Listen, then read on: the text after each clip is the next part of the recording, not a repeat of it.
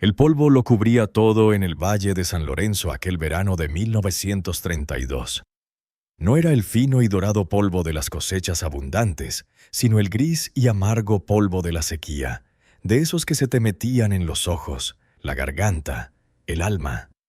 Cubría las calles empedradas del pueblo, se acumulaba en los alféizares y convertía el horizonte en una mocha borrosa donde el cielo y la tierra se fundían en una sola sombra de desolación.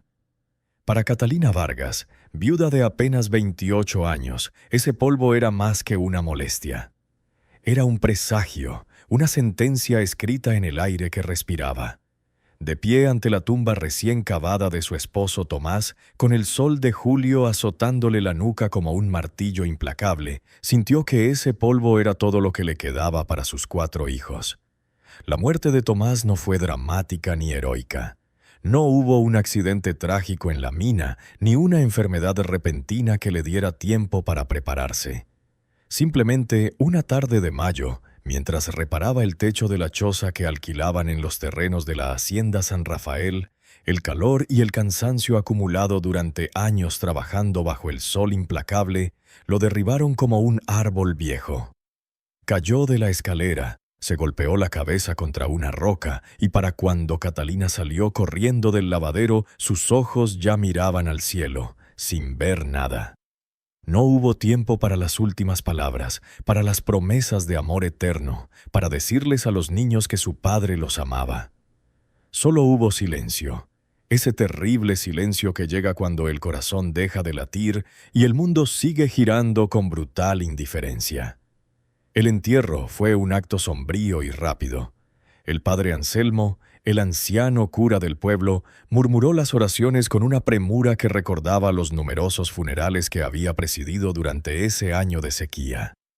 Los peones de la hacienda que asistieron lo hicieron con el sombrero en la mano y miradas furtivas, como si la viudez fuera contagiosa. Don Esteban Montes, el terrateniente, ni siquiera apareció. Envió a su mayordomo con un escueto mensaje. Tenían una semana para desalojar la choza. Una semana. 7 días para reunir una vida entera, para encontrar un nuevo hogar, para inventar un futuro de la nada. Catalina observaba cómo echaban la última palada de tierra sobre el ataúd de pino barato. Su hijo mayor, Rafael, de apenas 9 años, estaba de pie junto a ella, con los puños apretados y la mandíbula apretada, intentando no llorar, porque los hombres no lloran. A su otro lado, aferrándose la mano con desesperación, estaba Lucía, de 7 años, con los ojos rojos pero secos, demasiado asustada para permitirse el lujo de llorar. Detrás de ellos, el pequeño Miguel, de 5 años, se aferraba a las faldas de su madre, sin comprender del todo por qué su padre nunca volvería a abrazarlo.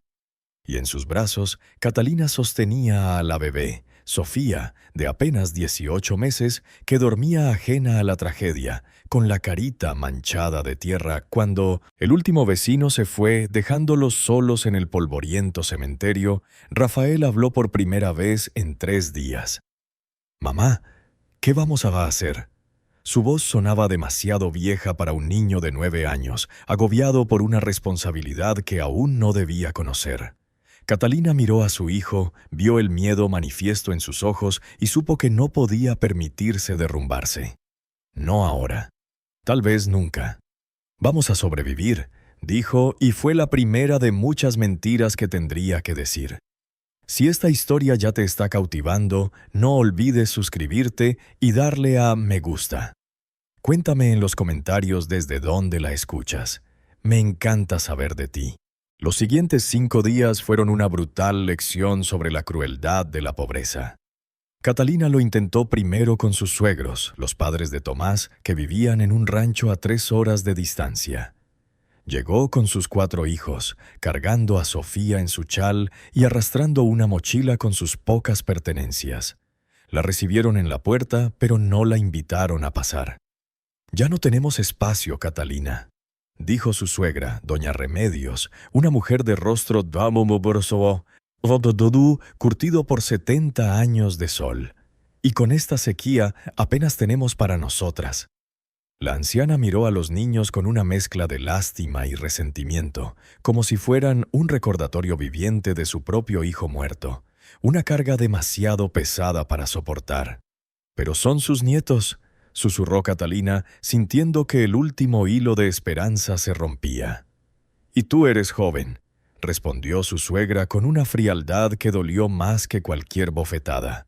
«Puedes volver a casarte. Encuentra un hombre que te apoye».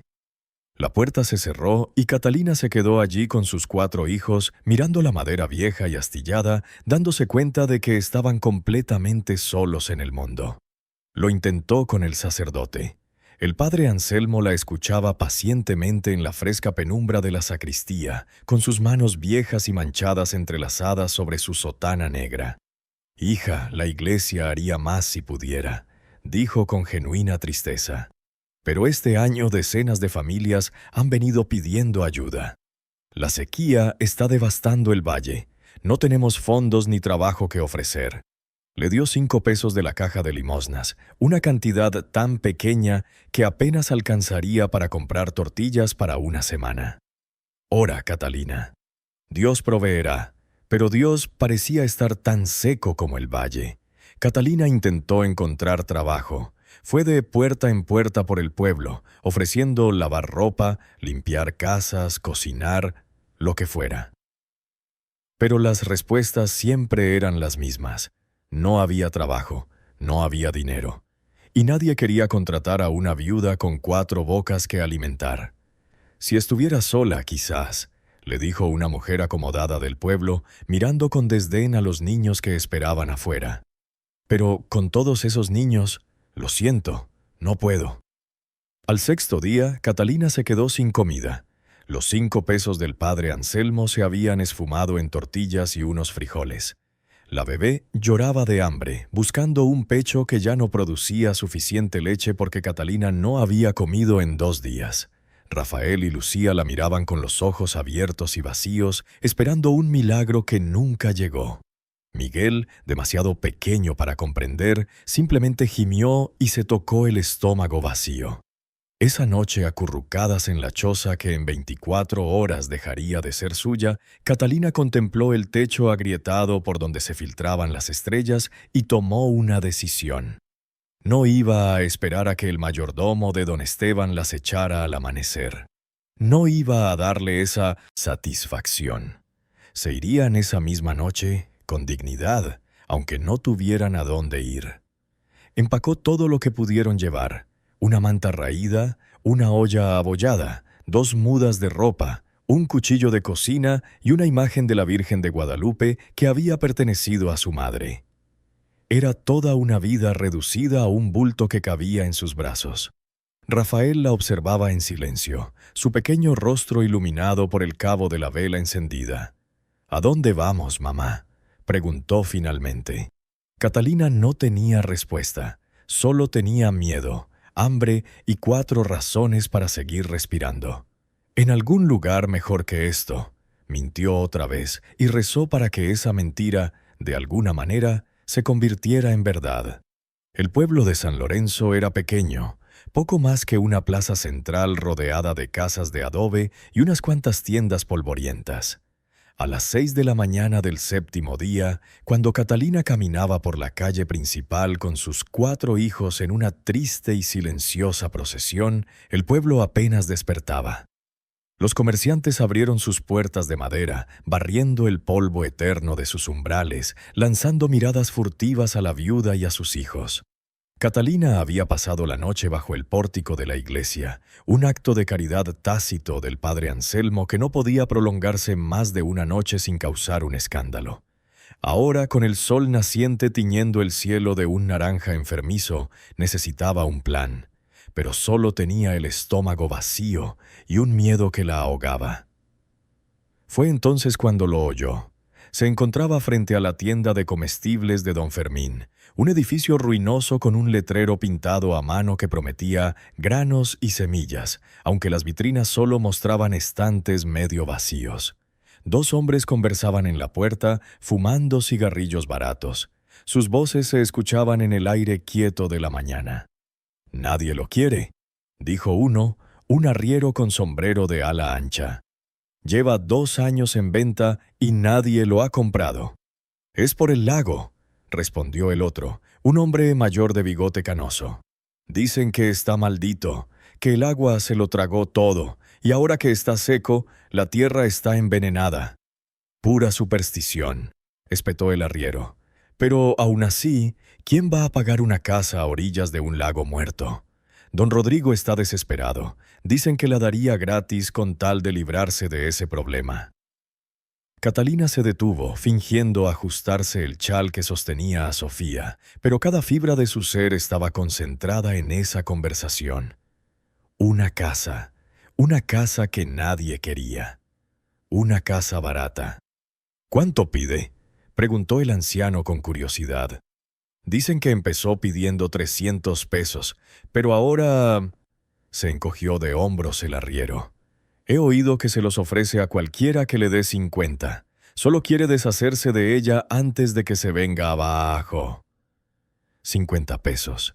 Era una fortuna que Catalina no tenía.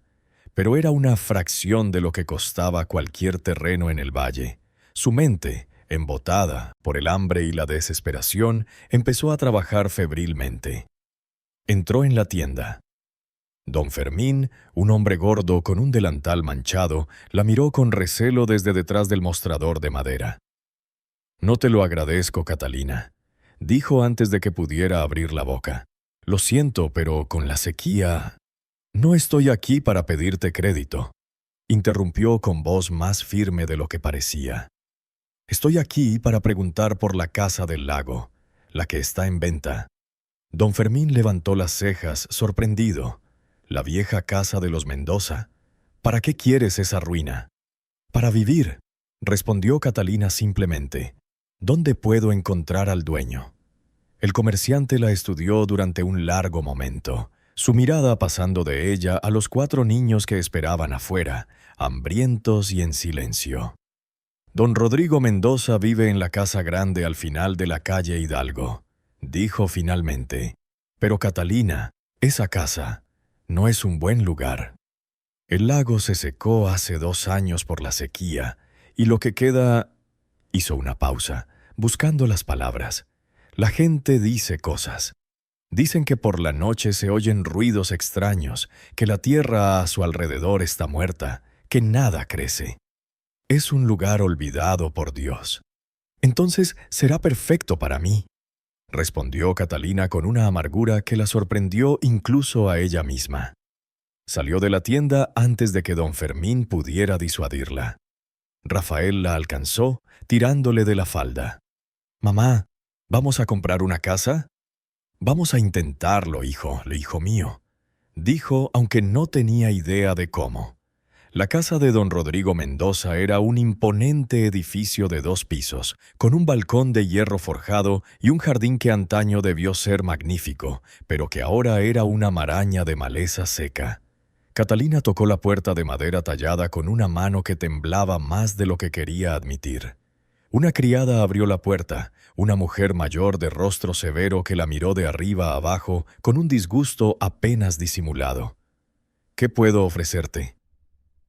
«Vengo a hablar con el señor Rodrigo Mendoza sobre la propiedad del lago». La criada frunció el ceño, pero la dejó pasar, llevándola a una habitación oscura que olía a tabaco rancio y a dinero viejo. Le dijo que esperara y desapareció por un pasillo. Catalina permaneció de pie, demasiado intimidada para sentarse en los sillones de terciopelo rojo, aunque le temblaban las piernas de cansancio. Rafael, Lucía y Miguel se acurrucaron a su alrededor como pollitos asustados. Sofía, envuelta en su chal, gemía suavemente. Don Rodrigo Mendoza apareció 10 minutos después. Era un hombre de unos 60 años, con el pelo completamente blanco peinado hacia atrás y un traje oscuro que parecía demasiado grande para su delgada figura. Parecía alguien que había sido próspero, pero que ahora luchaba por mantener las apariencias. «¿Estás preguntando por la casa del lago?», dijo sin rodeos, con una voz áspera como papel de lija. «Sí, señor», respondió Catalina enderezándose. «He oído que está en venta». Don Rodrigo la estudió con ojos cansados por haber visto demasiadas decepciones. ¿Tienes dinero? No busco curiosos, busco un comprador de verdad. Catalina dudó solo un segundo antes de mentir con una convicción que ni siquiera sabía que poseía. Tengo algunos ahorros. Mi esposo falleció hace una semana y necesito un lugar para mis hijos. No mencionó que sus ahorros consistían en 2 pesos y unos centavos, todo lo que quedaba de los 5 pesos del padre Anselmo. Don Rodrigo suspiró, un sonido profundo y resignado. Esa propiedad ha sido una maldición para mi familia. Mi abuelo la construyó cuando el lago San Lorenzo era el orgullo del valle, lleno de aguas cristalinas, rodeado de sauces. Era un refugio de verano, un remanso de paz. Su voz se tornó amarga, pero la sequía la destruyó. El lago se secó por completo hace 2 años. Ahora solo es un cráter de lodo agrietado. La casa está en el borde de la nada y nadie quiere vivir cerca de un cementerio acuático. Él hizo una pausa y la miró fijamente. Los aldeanos dicen que está maldito. Dicen que se oyen gemidos del lago muerto por la noche, que la tierra circundante rechaza las semillas. No creo en supersticiones, pero... Se encogió de hombros. Nadie ha querido comprarlo en 2 años. ¿Cuánto puedes ofrecer? Catalina tragó saliva con dificultad. Este era el momento en que su desesperación se topó con su única oportunidad. Tengo... empezó, pero luego se detuvo. No podía mentir sobre el dinero. Don Rodrigo descubriría la verdad en cuanto pidiera ver las monedas. Pero ella podía ofrecerle algo más valioso que el dinero. Podía ofrecerle una salida, una solución a un problema que lo había atormentado durante 2 años. «Tengo esto», dijo finalmente, sacando de su ropa el único objeto de valor que poseía. Era un reloj de bolsillo de plata, una reliquia que había pertenecido al abuelo de Tomás y que se había transmitido de generación en generación.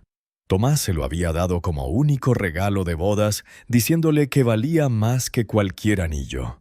Era lo único de valor que poseía, lo único que podía vender para comprar comida durante unas semanas.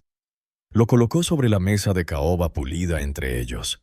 Don Rodrigo lo recogió y lo examinó a la luz que entraba por la ventana. Era un reloj antiguo pero bien hecho, con delicados grabados en la tapa. «Esto vale quizás 20 pesos», dijo. «Quizás 25 si encuentro comprador. Pedía 50 por la propiedad».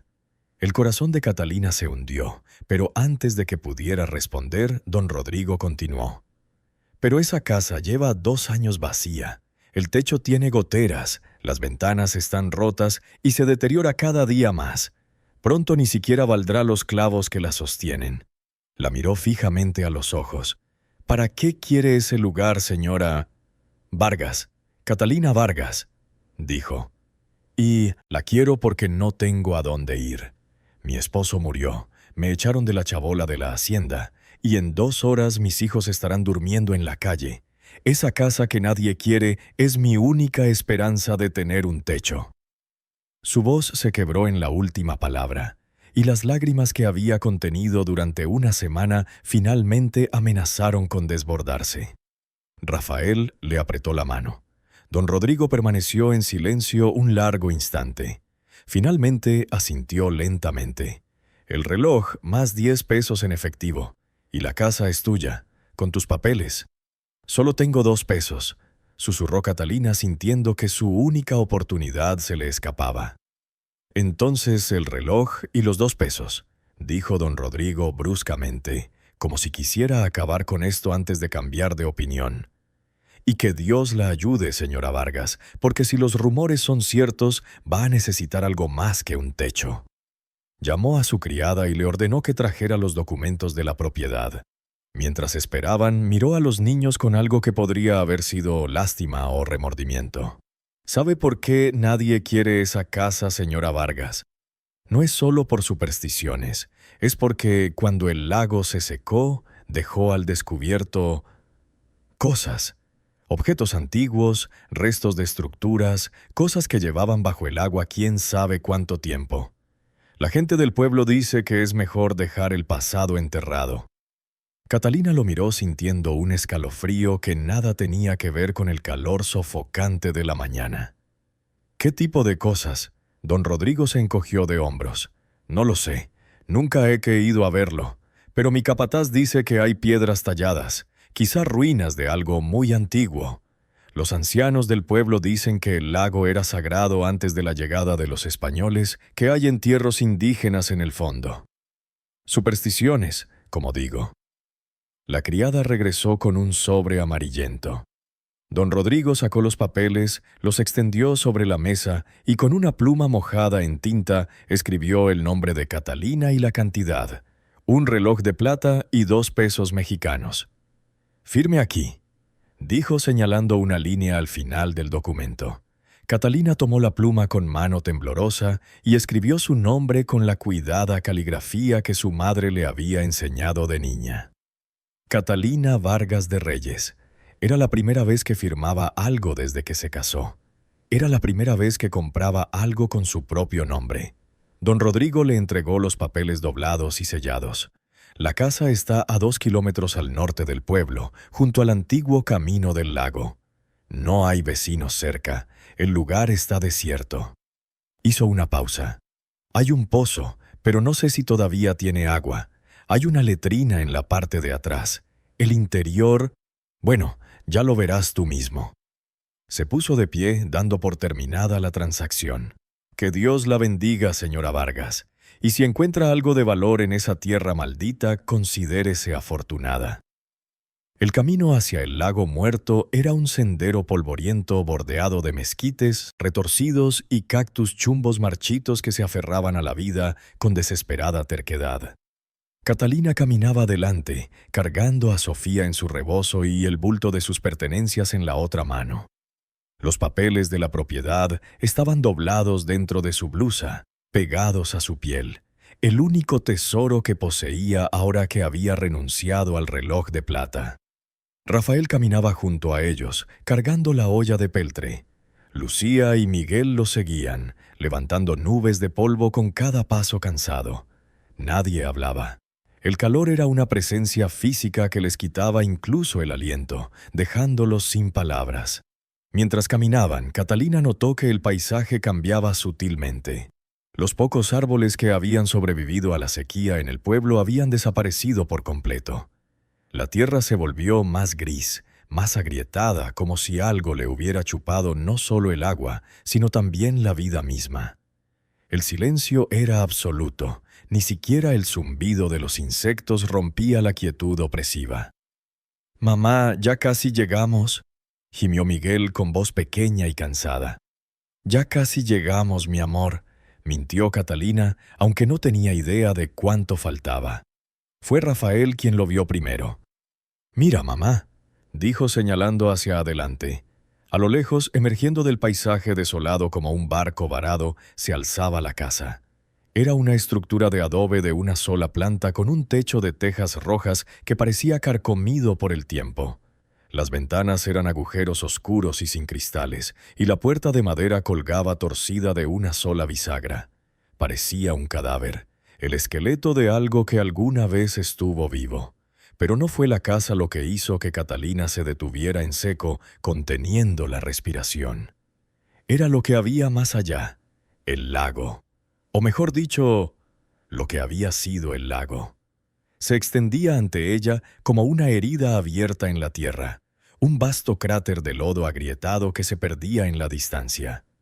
El lecho seco del lago era una pesadilla de geometrías irregulares, profundas fisuras que zigzagueaban por la superficie como cicatrices. Aquí y allá sobresalían rocas oscuras, junto con las raíces de árboles muertos. Y algo más. Catalina entrecerró los ojos, intentando distinguir las extrañas formas que salpicaban el paisaje del lago muerto. Parecían piedras, pero demasiado regulares, demasiado deliberadas. Estructuras que sobresalían del lodo como huesos expuestos. «¿Qué es eso, mamá?», preguntó Lucía con voz temblorosa, señalando hacia el centro del lago, donde una peculiar formación de piedras se alzaba como los dedos de una mano gigante que emergía de la tierra. No lo sé, hija mía, respondió Catalina con sinceridad, sintiendo un escalofrío a pesar del calor sofocante. Pero por ahora no nos acercaremos. Primero veamos nuestra casa. Siguieron caminando hacia la estructura destartalada. A medida que se acercaban, los detalles se volvían más claros y menos alentadores. El adobe se estaba desmoronando en varios puntos, dejando agujeros que dejaban al descubierto la estructura de palo y barro del interior. Al techo le faltaban secciones enteras, prometiendo noches bajo las estrellas cuando lloviera, si es que alguna vez volvía a llover. Catalina empujó la puerta que se dio con un crujido de madera podrida. El interior era una penumbra polvorienta iluminada por los rayos de sol que se filtraban a través del techo roto. Había una sala principal con una chimenea de piedra en una esquina y una habitación más pequeña al fondo. El suelo era de tierra apisonada y el olor a abandono lo impregnaba todo. Pero era un techo sobre sus cabezas. Era un lugar. Era suyo. «Aquí es donde vamos a vivir», dijo Catalina, con la voz más fuerte de lo que sentía. «Este es nuestro hogar ahora». Rafael dejó la olla en el suelo y caminó por la habitación, inspeccionándola con la seriedad de un hombre adulto. «El techo está roto, mamá, y no hay ventanas, y el suelo...» Se detuvo, sin saber cómo expresar todo lo que estaba mal. «Lo sé, hijo mío», dijo Catalina, acercándose y poniéndole una mano en el hombro. «Pero lo arreglaremos, poco a poco. Lo importante es que nadie nos pueda echar de aquí. Esta casa es nuestra». Salió donde había un pozo de piedra a pocos metros de la casa. Su corazón latía de esperanza. Agua. Si el pozo tenía agua, podrían sobrevivir. Se acercó y escudriñó las oscuras profundidades. Dejó caer una piedra y esperó. El sonido del impacto llegó después de varios segundos. Un chapoteo leve y lejano. Había agua, pero muy abajo. No tenían cuerda, no tenían cubo, pero donde había agua, había vida. Pasaron el resto de la tarde explorando su nueva propiedad. Catalina encontró el retrete en la parte trasera, un agujero cubierto de tablas sueltas que olía a humedad. También encontró un pequeño huerto abandonado donde debieron crecer verduras, ahora un cuadrado de tierra yerma rodeado de piedras. Mientras el sol comenzaba a descender, tiñendo el cielo de naranja y morado, Catalina reunió a sus hijos dentro de la casa. Extendió la manta raída sobre el suelo de tierra, y los 4 niños se sentaron en ella, hambrientos y exhaustos. No tenían que comer. Tendrían que estirar los 2 pesos que les quedaban para comprar tortillas mañana. Esa noche dormirían con el estómago vacío. «Mamá, tengo hambre», gimió Miguel frotándose la barriga. «Lo sé, mi amor», susurró Catalina, sentándose y atrayéndolos a todos. «Mañana iremos al pueblo a comprar comida. Esta noche dormiremos, y en sueños tendremos un festín». Rafael la miró con ojos excesivamente sabios. «¿Todo va a estar bien, mamá?» Catalina lo abrazó fuerte, los abrazó a los 4, sintiendo sus delgados y frágiles cuerpecitos contra el suyo. «Sí, hijo mío, todo va a estar bien. Te lo prometo». Era otra mentira, pero era una mentira que necesitaba creer tanto como ellos. Mientras la oscuridad caía sobre el lago muerto y la casa destartalada, Catalina permanecía despierta, escuchando la respiración de sus hijos dormidos. A través de las ventanas sin cristales podía ver las estrellas brillar con cruel claridad sobre el cráter seco del lago. Y en el silencio absoluto de la noche creyó oír algo. No era el viento, porque no había viento. No era un animal, porque ningún animal vivía cerca de aquella tierra muerta. Era un sonido lejano, casi imperceptible, como un suspiro de la tierra misma. O quizás era solo su imaginación, su mente agotada jugándole una mala pasada. Se abrazó a sí misma, sintiendo el crujido de los papeles de la propiedad contra su pecho, y cerró los ojos. Mañana empezarían a sobrevivir. Mañana buscarían agua, comida, una forma de vivir. La luz del amanecer se filtraba por los agujeros del techo como lanzas doradas, iluminando el polvo suspendido en el aire. Catalina despertó con el cuerpo dolorido por dormir en el duro suelo y con un hambre que la carcomía por dentro como un animal salvaje. Sofía lloraba débilmente en sus brazos. Su llanto no era el llanto fuerte de un bebé sano, sino el gemido exhausto de alguien que ya no tenía fuerzas ni para suplicar. Rafael ya estaba despierto, sentado en el umbral de la puerta, contemplando pensativo el lago seco. A sus 9 años, había envejecido una década en una semana. «Buenos días, hijo mío», dijo Catalina con la voz ronca por la sed. «Mamá, vi algo anoche», dijo Rafael sin darse la vuelta. «En el lago, como una luz». Catalina se incorporó alarmada. «¿Una luz? ¿Qué tipo de luz?». Rafael se encogió de hombros, como una luciérnaga, pero más grande. Se movía cerca de esas extrañas piedras del centro, pero cuando parpadeé, ya no estaba. Catalina se levantó, se acercó a él y miró hacia el cráter desolado. A la luz del día no había nada más que el lodo agrietado y las formaciones rocosas que habían visto el día anterior. Ni luz ni movimiento. «Debes haber estado soñando, mi amor», dijo ella, aunque un escalofrío le recorrió la espalda. «Quizás», murmuró Rafael, pero su tono decía que no lo creía. No había tiempo para preocuparse por luces imaginarias. Tenían problemas más urgentes: agua y comida. Catalina dejó a Rafael cuidando a sus hermanos y caminó hacia el pueblo, apretando los 2 pesos en el puño. El sol de la mañana ya era brutal, prometiéndole otro día de calor infernal. Al llegar a la tienda de don Fermín, el comerciante la miró con una mezcla de sorpresa y algo parecido al respeto. «Así que sí lo hizo», dijo. «Compró la casa maldita». «No está maldita», respondió Catalina con más seguridad de la que sentía. «Solo la abandonaron, y ahora es mía. Compró tortillas, frijoles secos y, con los pocos centavos que le quedaban, un trocito de piloncillo». Don Fermín le dio una cuerda vieja y una cubeta oxidada. «Para el pozo», dijo. «Los va a necesitar». Catalina lo miró sorprendida por su inesperada amabilidad. «Gracias, don Fermín». El hombre asintió incómodo. «Mi esposa dice que soy un tonto, pero usted tiene agallas, señora Vargas. Poca gente se atrevería a vivir en ese sitio». Bajó la voz. «Si necesita trabajo, venga los jueves. Puedo darle algunas costuras que mi esposa no puede hacer. No pago mucho, pero algo es algo». Catherine sintió que se le llenaban los ojos de lágrimas. Era la primera muestra genuina de compasión que recibía desde la muerte de Thomas. «Gracias», repitió en un susurro. «Iré el jueves». Al regresar a casa cargando con sus provisiones, Catalina se sintió un poco más ligera. Tenían comida para 3 días, tenían la promesa de trabajo, tenían un techo, por ruinoso que estuviera. Era un comienzo.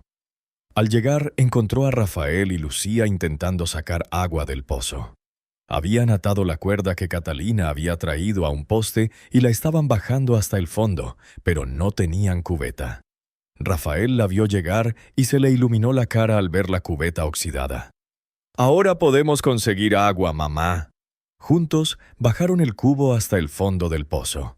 La cuerda apenas era lo suficientemente larga, y cuando finalmente tocó el agua, tuvieron que esperar varios segundos a que se llenara. Subir el cubo fue aún más difícil, con los brazos temblando por el esfuerzo, pero cuando finalmente emergió, lleno de agua clara y fría, Catalina sintió una victoria que no había experimentado en días. El agua del pozo era buena, fresca y limpia, sin el sabor terroso del agua de la hacienda. Los niños bebieron con entusiasmo, y Catalina llenó la olla para cocer los frijoles. No tenían leña, así que Rafael y ella salieron a recoger ramas secas entre los mezquites. El niño trabajaba sin quejarse, recogiendo cada palo, cada rama que encontraban en el desolado paisaje. Catalina lo observaba con una mezcla de orgullo y tristeza al ver cómo su hijo se había convertido en su compañero, su apoyo. «Eres un buen muchacho, Rafael», dijo ella mientras regresaban con los brazos cargados de leña. «Tu padre estaría orgulloso». Rafael no respondió, pero sus ojos se llenaron de lágrimas que se negaba a dejar caer. Esa tarde, con el hogar encendido y los frijoles cociendo a fuego lento en la olla, la casa cobró vida por primera vez. Era una vida precaria y frágil, pero vida al fin y al cabo. Los niños estaban sentados alrededor del hogar, esperando su comida con una paciencia que ningún niño debería tener que aprender jamás.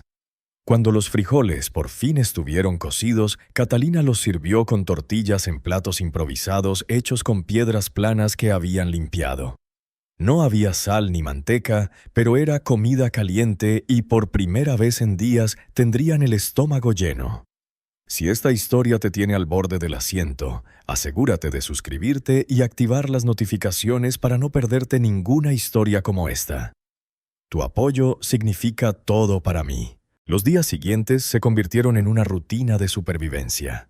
Catalina se despertaba al amanecer, sacaba agua del pozo y hacía tortillas si tenían maíz, o simplemente frijoles si no. Los jueves caminaba al pueblo para entregar la costura que le daba don Fermín y recoger piezas nuevas. Él le pagaba 3 pesos a la semana, apenas lo suficiente para comprar lo básico.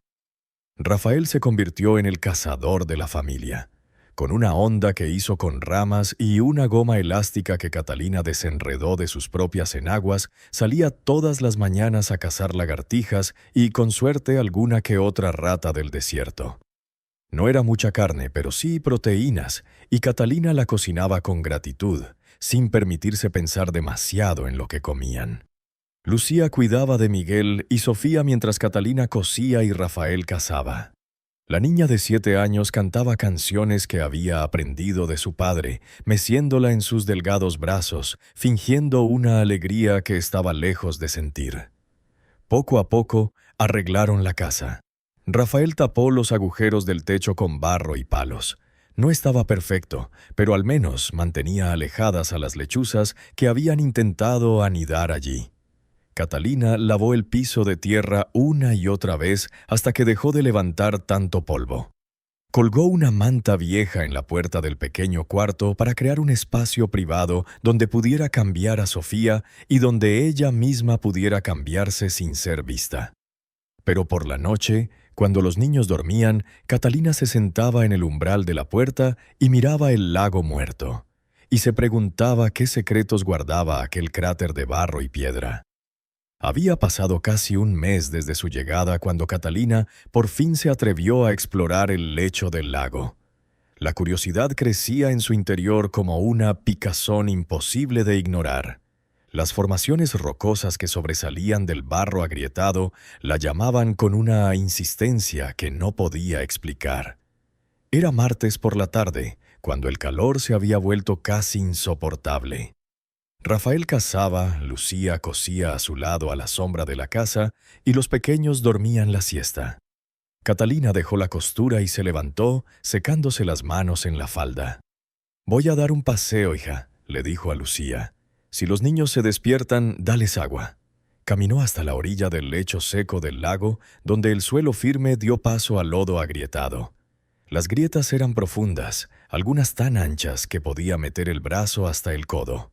Dio un paso tentativo sobre el lodo seco y se sorprendió al encontrarlo firme, endurecido por meses de sol implacable.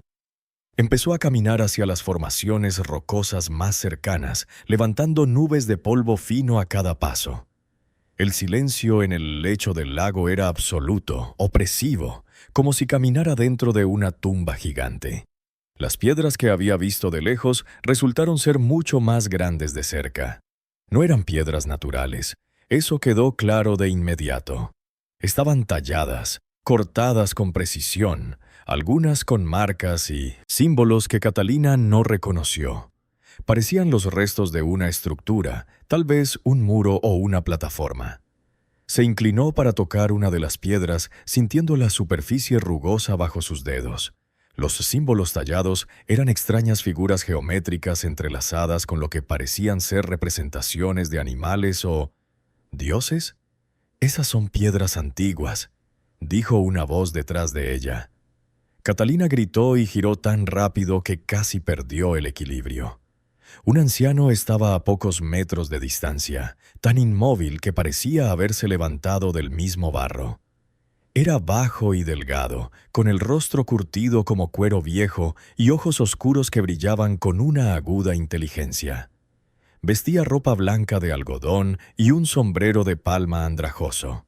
«Perdóname, no quise asustarte», dijo el anciano en voz baja, «pero no es seguro caminar solo por el lecho del lago». «¿Quién eres?», preguntó Catalina, con el corazón aún acelerado. «Me llamo Vicente», respondió el anciano. «Vicente Huerta. Soy del rancho al otro lado del valle». Señaló vagamente hacia el este. «Vengo aquí de vez en cuando, desde que el agua bajó y reveló lo que había estado oculto durante siglos». Se acercó a las piedras talladas, pasando la mano sobre ellas con reverencia.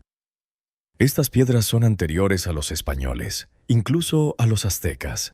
Los ancianos de mi pueblo dicen que este lago era sagrado para los pueblos antiguos, que aquí enterraban a sus muertos importantes y celebraban ceremonias para pedir lluvia». Catalina lo miró fascinada a pesar de su miedo inicial. «¿Qué son estos símbolos?». Don Vicente se encogió de hombros. «No puedo leer el idioma de los antiguos, ya nadie puede. Pero mi abuelo me contó historias que su abuelo le contó. Dijo que había un templo bajo este lago, y que en el templo había un tesoro escondido por los sacerdotes cuando supieron que venían los españoles. Lo escondieron bajo el agua, creyendo que nadie lo encontraría jamás». «¿Un tesoro?», repitió Catalina sintiendo que se le aceleraba el pulso. «¿De oro? De oro, de plata, de jade», coincidió don Vicente. «Pero también de algo más valioso, la verdad. Los documentos que demostraban quiénes eran los dueños de estas tierras antes de que los españoles las robaran». Él se detuvo y la miró fijamente. «Eres la viuda que compró la casa de don Rodrigo, ¿no?». Catalina asintió. «Yo soy Catalina Vargas». «La gente del pueblo habla de ti», dijo don Vicente.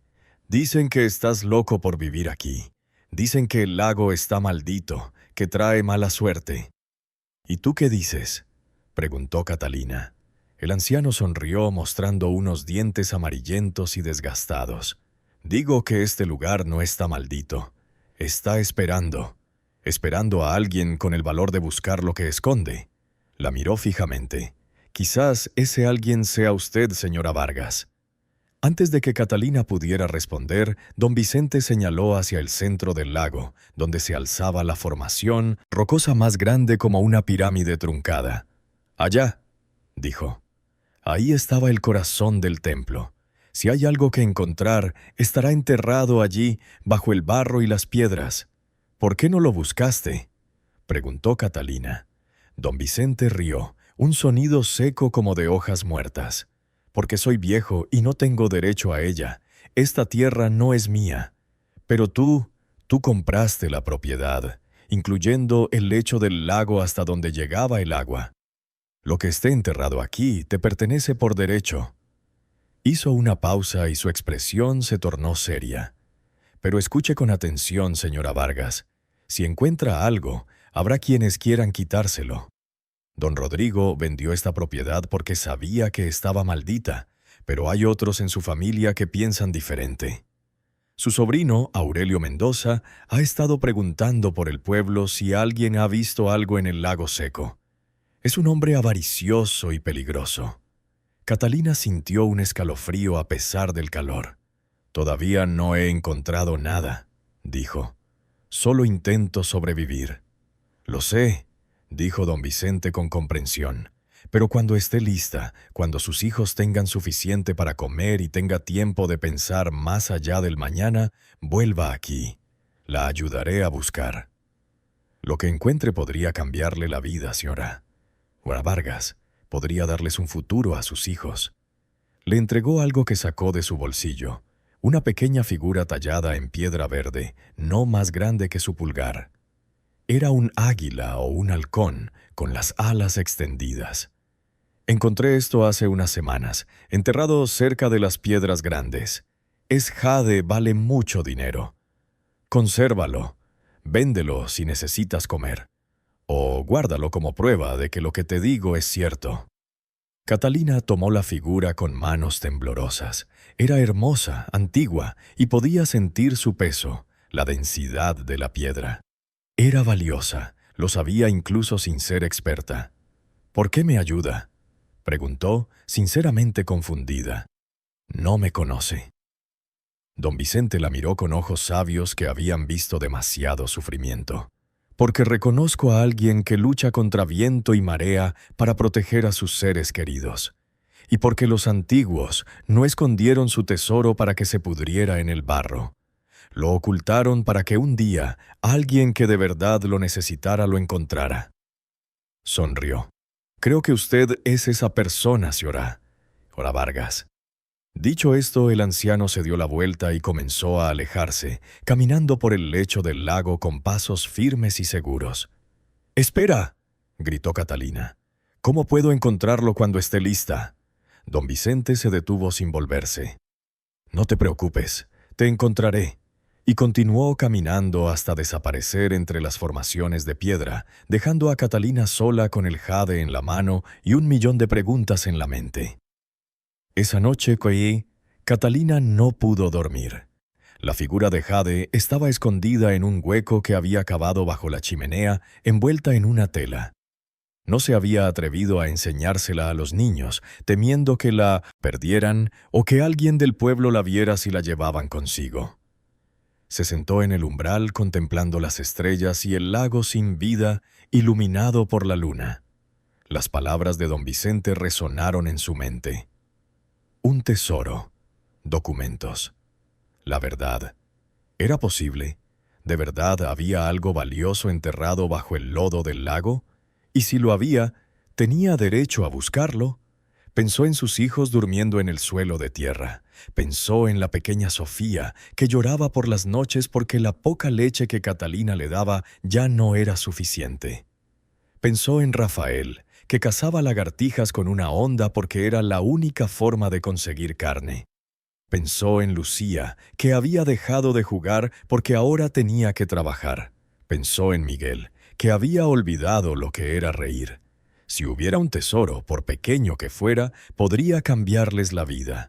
Podría darles comida, ropa, tal vez incluso enviar a sus hijos a la escuela algún día. Pero don Vicente también le había advertido sobre Aurelio Mendoza. Si ella encontraba algo y él se enteraba. Rafael apareció a su lado, silencioso como siempre. ¿Tú tampoco puedes dormir, mamá? Catalina lo atrajo hacia ella y lo abrazó. Estaba pensando, hijo mío. ¿En qué? Catalina dudó. Rafael tenía 9 años, pero la vida lo había obligado a crecer demasiado rápido. Se merecía la verdad.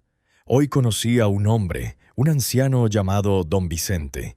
Me dijo que podría haber algo valioso bajo el lago, algo de tiempos antiguos. Rafael la miró con ojos brillantes. ¿Como un tesoro? Quizás. No lo sé, suspiró Catalina. Pero si existe y si lo encuentro, podríamos tener una vida mejor. Podrían comer bien, tener ropa, ir a la escuela. Entonces, ¿por qué no lo buscas?, preguntó Rafael con la simple lógica de un niño. Porque es peligroso, respondió Catalina. Porque hay gente que podría querer quitárnoslo, porque no sé si tengo derecho.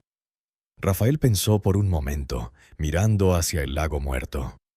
Papá siempre decía que la tierra es de quien la trabaja, ¿no? Catalina asintió, recordando que Tomás había dicho esas palabras con la convicción de un hombre que había pasado su vida trabajando tierras ajenas. «Compraste esta tierra, mamá. Trabájala. Si hay algo enterrado aquí, es tuyo». La miró con dolorosa madurez. «Y si él puede ayudarnos, tienes que buscarlo. Por nosotros». Catalina lo abrazó fuertemente, sintiendo lágrimas calientes en sus mejillas. «¿Cuándo te volviste tan sabio, hijo mío?» «Cuando papá murió», respondió Rafael simplemente. «Alguien tuvo que ayudarte».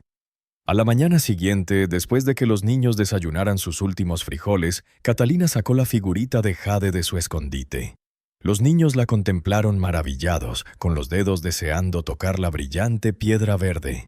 «¿Qué pasa, mamá?», preguntó Lucía con los ojos abiertos como platos. «Es un ave de tiempos antiguos», explicó Catalina. «Un hombre amable me la regaló ayer. Me dijo que podría haber más cosas como esta enterradas en el lago. ¿Vamos a buscar el tesoro?», preguntó Miguel emocionado, la primera alegría genuina que mostraba en semanas. Catalina sonrió sintiendo la esperanza, esa cosa peligrosa y frágil, comenzar a florecer en su pecho. «Sí, mi amor, vamos a buscar tesoros. ¿Crees que Catalina debería arriesgarse a buscar en el lago? ¿O se está poniendo en peligro? Cuéntamelo en los comentarios y no olvides suscribirte para ver qué encuentra esta valiente madre en las profundidades del lecho seco del lago». Catalina esperó 3 días antes de regresar al lecho del lago. 3 días en los que ahorró cada centavo, en los que cosió cada puntada con manos temblorosas, en los que su mente no dejó de imaginar lo que podría estar enterrado bajo ese lodo endurecido. Al 4.º día, un jueves por la tarde, tras entregarle su costura a don Fermín, regresó con más paga de la habitual. Con parte del dinero, había comprado una pala vieja, oxidada y con el mango desportillado pero funcional. El tendero la miró con curiosidad cuando le pidió la herramienta. «¿Para qué necesita una pala, señora Vargas?», preguntó don Fermín. «Para hacer un huerto», mintió Catalina con una facilidad que la sorprendió. «Quiero plantar verduras antes de que lleguen las lluvias». El hombre asintió, aunque su mirada decía que no le creía del todo. Esa tarde, con Rafael cuidando a sus hermanos, Catalina caminó hacia el centro del lecho seco del lago, hacia la formación rocosa más grande que don Vicente le había señalado. La pala le pesaba en las manos y el sol de julio le pegaba con fuerza en la nuca. El sudor le corría por la espalda, empapando su blusa de algodón. Al llegar a la pirámide de piedra truncada, se detuvo y miró a su alrededor. El silencio era absoluto, opresivo. No había pájaros ni insectos, solo el latido de su propio corazón resonando en sus oídos. «¿Por dónde empiezo?», murmuró para sí misma. Como en respuesta a su pregunta vio un destello. Algo brilló entre las grietas del barro, reflejando la luz del sol por un instante. Catalina se acercó, agachándose, y con los dedos comenzó a cavar alrededor del lugar donde había visto el destello. El barro estaba duro como una piedra en la superficie, pero debajo era más blando, casi húmedo. Lo removió con las manos hasta que tocó algo sólido, algo metálico. Su corazón se aceleró. Tomó la pala y empezó a cavar con cuidado, temeroso de romper lo que estuviera enterrado allí. El sudor le nublaba la vista, le ardían los músculos del brazo, pero no se detuvo. Cavó durante 1 hora, quizá 2, perdiendo la noción del tiempo, y entonces la pala golpeó algo que sonó diferente. No era el ruido sordo del barro, sino un tintineo hueco y metálico. Con manos temblorosas, Catalina se arrodilló y empezó a cavar con los dedos. Apareció una pequeña olla de barro, cubierta de barro, pero al limpiarla con su falda, vio que estaba decorada con los mismos símbolos que las piedras talladas. Y era pesada, demasiado pesada para estar vacía. Quitó la tapa de barro, que se rompió en sus manos debido a la fragilidad del tiempo, y miró dentro. Monedas. Monedas de plata, deslustradas por el paso del tiempo, pero inconfundibles. No había muchas, quizá 20 o 30, pero eran auténticas. Eran de plata. Eran valiosas. Catalina empezó a reír y llorar a la vez, con un sonido histérico que brotaba incontrolablemente de su garganta. No estaba loca. Don Vicente había dicho la verdad. Había un tesoro. «Sabía que vendrías», dijo la voz familiar detrás de ella. Catalina se giró y vio a don Vicente de pie al borde de su excavación, sonriendo con aprobación. «Tiene buen ojo, señora Vargas. Ese jarrón es solo el principio». Don Vicente bajó al hoyo que había cavado Catalina, examinando con experiencia los ojos la tierra removida. «Esto no es lo importante», dijo, señalando el tarro de monedas. Es una ofrenda, algo que dejaron en la superficie. Lo auténtico está en lo más profundo. Se arrodilló y comenzó a golpear suavemente el suelo con los nudillos, escuchando el sonido que producía. «Aquí», dijo finalmente, señalando un punto a medio metro de donde Catalina había estado cavando. «Suena hueco aquí. Hay una cámara debajo. ¿Ya te suscribiste?» Esta historia apenas comienza, y lo que descubras a continuación lo cambiará todo. Dale me gusta a esta publicación si quieres saber qué hay en esa cámara secreta. Trabajaron juntos durante las siguientes 2 horas, cavando con cuidado, retirando capas de lodo compactado. Catalina sentía que sus brazos se le iban a doblar, pero la adrenalina la impulsaba. Rafael apareció a mitad de la excavación, atraído por la curiosidad de ver dónde había estado su madre durante tanto tiempo. «Vete a casa y cuida a tus hermanos», le ordenó Catalina, pero el muchacho negó con la cabeza. «Los dejé durmiendo». «Quiero ayudar, mamá». Don Vicente miró al muchacho con aprobación. «Tiene espíritu de guerrero, señora Vargas. Déjelo ayudar». Rafael cogió una piedra plana y comenzó a cavar junto a ellos, sus pequeñas manos trabajando con la determinación de un hombre adulto. Fue Rafael quien encontró la entrada. Su piedra golpeó algo que sonaba decididamente diferente. Madera podrida. Excavaron y descubrieron vigas de madera, antiguas y casi desintegradas, pero que claramente habían formado parte de una estructura. Y bajo las vigas, una abertura. Don Vicente se asomó al agujero, iluminándolo con una cerilla que encendió con manos temblorosas. «Es una cámara», susurró con reverencia. «Una cámara funeraria o de almacenamiento. Hay algo dentro». Cuidadosamente ensancharon la abertura hasta que fue lo suficientemente grande como para que don Vicente entrara. Desapareció en la oscuridad y Catalina esperó con el corazón en la garganta, atenta a los sonidos apagados de movimiento bajo tierra. Cuando emergió 5 minutos después, sus ojos brillaban con una emoción que lo hacía parecer años más joven. En sus manos llevaba una pequeña pero pesada caja de madera, decorada con incrustaciones de nácar que aún brillaban a pesar de los siglos. «Ábrelo», dijo, entregándoselo a Catherine. «Es tuyo por derecho». Con manos temblorosas, Catalina abrió la caja. Dentro, envueltos en una tela que se desmoronaba al tacto, había objetos que la dejaban sin aliento. Collares de jade y oro, aretes con piedras verdes y rojas, pequeñas figuras talladas en oro macizo. Y en el fondo, cuidadosamente enrollados, había pergaminos amarillentos escritos en español antiguo. «Los documentos», murmuró don Vicente, tomando uno con reverencia. «Estos son los documentos que ocultaron los sacerdotes». Empezó a leer, entrecerrando los ojos ante la luz que se desvanecía del atardecer. «Estos son títulos de propiedad, de antes de la conquista, traducidos por los primeros frailes. Muestran quiénes eran los dueños de estas tierras, las familias indígenas que las trabajaban». Miró a Catalina.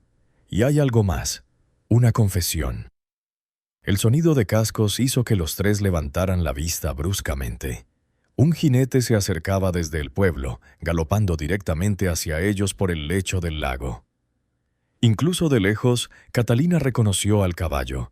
Era el caro castaño de la familia Mendoza. «Esconde la caja», ordenó con urgencia don Vicente. «Rápido». Catalina envolvió la caja en su chal y la bajó al hoyo que habían cavado, cubriéndola rápidamente con tierra. Rafael la ayudó, trabajando con rapidez mientras el sonido de los cascos se hacía más fuerte. El jinete llegó y desmontó de un salto. Era un hombre de unos 35 años, bien vestido con un traje oscuro y un costoso sombrero de fieltro. Su rostro era afilado, con ojos pequeños y una boca que parecía acostumbrada a dar órdenes y ser obedecida. «Así que los rumores eran ciertos», dijo Aurelio Mendoza, observando la excavación con ojos codiciosos. «La viuda está saqueando mi propiedad». «Esta no es tu propiedad», respondió Catalina, poniéndose de pie y mirándolo a pesar del temblor de sus piernas. «Compré este terreno. Tengo los papeles. Aurelio rió un sonido desagradable. Mi tío era un anciano senil que vendía lo que no entendía. Esta tierra y todo lo que hay en ella debería haber sido mío. Señaló el tarro de monedas aún visible. Y todo lo que encuentre aquí me pertenece por derecho de sangre. Por derecho de compra pertenece a la señora Vargas, interrumpió don Vicente con voz serena pero firme. Y por derecho de los antepasados pertenece a quienes la trabajan y la respetan. Aurelio lo miró con desprecio. Nadie te pidió tu opinión, viejo. Vete antes de que te acuse de robo. Se giró hacia Catalina, acercándose demasiado, intimidándola. Tiene dos opciones, señora Vargas. Puede venderme la propiedad por lo que pagó, 50 pesos, y marcharse. O puede enfrentarse a mí en el juzgado, donde yo tengo amigos y usted solo tiene la firma de un viejo loco. Sonrió. ¿Qué elige? Catalina lo miró directamente a los ojos, sintiendo una rabia que no sabía que poseía. Elijo quedarme con lo mío, y si me lleva a juicio, que así sea. La sonrisa de Aurelio desapareció, reemplazada por algo frío y peligroso. Cometió un error, viuda, un error muy grave. Montó en su caballo y se alejó al galope, dejando una nube de polvo y una amenaza suspendida en el aire como una tormenta. Don Vicente puso una mano sobre el hombro de Catalina. «Es peligroso, señora Vargas. Los Mendoza tienen poder en este valle». «Lo sé», respondió Catalina, viendo cómo la figura de Aurelio se perdía en la distancia. «Pero no tengo nada que perder, salvo a mis hijos, y por ellos afrontaré lo que sea necesario». Rafael se acercó y tomó su mano. «No estás sola, mamá. Estoy contigo». Catalina miró a su hijo, luego al viejo don Vicente, y finalmente al agujero donde yacía escondido el tesoro que podía cambiar sus vidas o destruirlas. La lucha apenas había comenzado. Gracias por escuchar hasta el final. Si esta historia te conmovió, compártela con alguien que necesite recordar que la esperanza existe incluso en los momentos más oscuros. Suscríbete si aún no lo has hecho, y nos vemos en la próxima historia.